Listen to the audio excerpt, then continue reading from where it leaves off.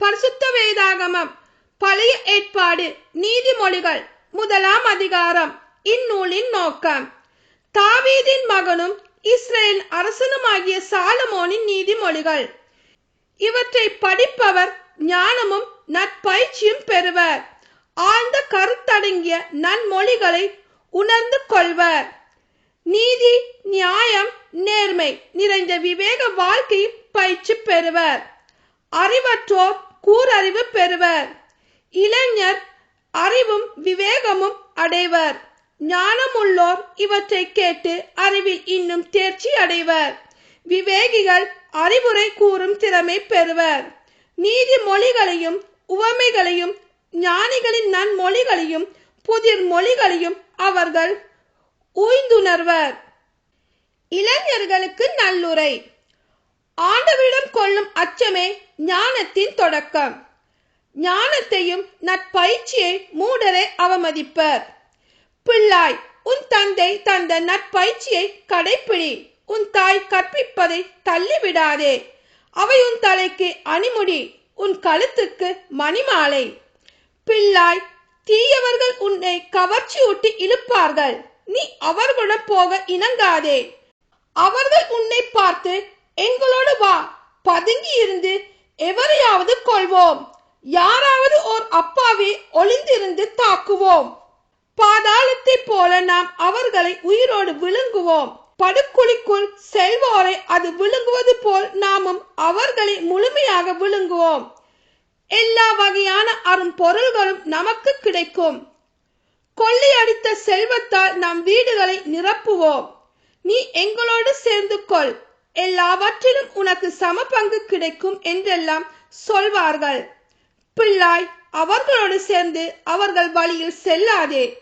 அவர்கள் செல்லும் பாதை அடி வைக்காதே. அவர்கள் கால்கள் தீங்கிழைக்க துடிக்கின்றன, இரத்தம் சிந்த விரைகின்றனர். பறவையை பிடிக்க அதன் கண் முன்னே அன்று மறைவாகவே கண்ணி வைப்பார். அவர்கள் பதுங்கி இருப்பது அவர்களுக்கே ஊறு விளைவிக்கும், கண்ணியாகிவிடும். அவர்கள் ஒளிந்து காத்திருப்பது அவர்களையே அழிக்கும் பொறியாகிவிடும். தீய முறையில் பணம் சேர்க்கும் அனைவரின் முடிவும் இதுவே. அந்த பணம் தன்னை வைத்திருப்போரின் உயிரை குடித்துவிடும். ஞானம் விடுக்கும் அழைப்பு. ஞானம் வீதிகளில் இருந்து உரத்த கூறுகிறது. பொதுவிடங்களில் இருந்து குரல் எழுப்புகிறது. பரபரப்பு மிகுந்த தெருக்களில் இருந்து அழைக்கின்றது. நகர வாயில் இருந்து முழங்குகின்றது. பேதையரே, நீங்கள் இன்னும் எவ்வளவு காலம் உங்கள் பேதமையில் உழல்வீர்கள்? இகழ்வார் இன்னும் எவ்வளவு காலம் இகழ்ச்சி செய்வதில் மகிழ்ச்சி காண்பார்? முட்டாள்கள் இன்னும் எவ்வளவு காலம் அறிவை வெறுப்புடன் நோக்குவார்கள்? என் எச்சரிக்கை கவனத்தில் கொள்வீர்களானால் நான் என் உள்ளத்தில் இருப்பதை உங்களுக்கு சொல்லுவேன். என் செய்தியை உங்களுக்கு தெரிவிப்பேன். நான் கூப்பிட்டேன், நீங்களோ செவிசாய்க்க மறுத்தீர்கள்.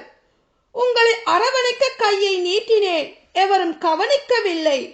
என் அறிவுரைகளுள் ஒன்றையும் பொருட்படுத்தவில்லை.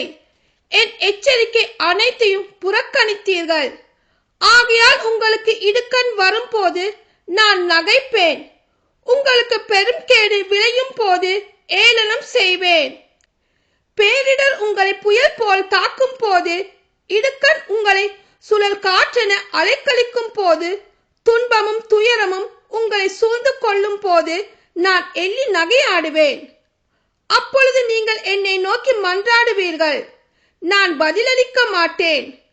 ஆவலோடு என்னை நாடுவீர்கள், ஆனால் என்னை காண மாட்டீர்கள். ஏனெனில் நீங்கள் அறிவை வெறுத்தீர்கள்.